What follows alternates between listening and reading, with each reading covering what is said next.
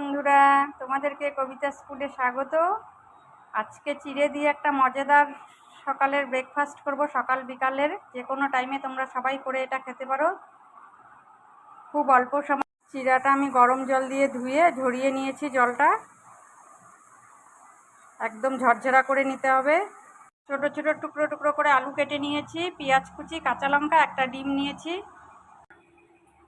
চিড়ের এই রেসিপিটা রিফাইন তেল দিয়ে করতে হবে।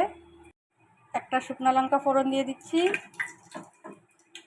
পেঁয়াজ কুচি, আলু, কাঁচা লঙ্কা কুচি সব দিয়ে দিচ্ছি। পরিমাণ মতো লবণ দিয়ে দিচ্ছি।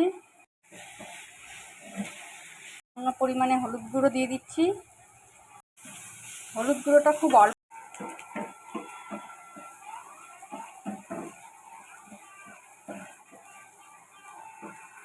আমার আলু পেঁয়াজটা ভাজা চিড়াগুলো দিয়ে দিচ্ছি।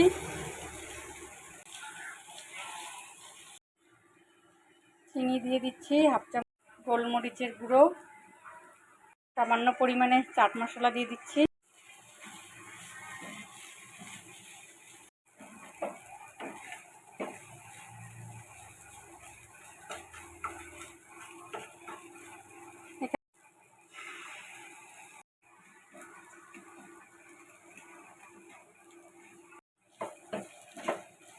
এই রেসিপিটা কিন্তু বাচ্চাদের টিফিনের জন্য তোমরা দিতে পারো।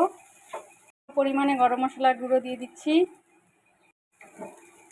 ডিম চিড়ের এই রেসিপিটা হয়ে গেছে, আমি নামিয়ে নেব।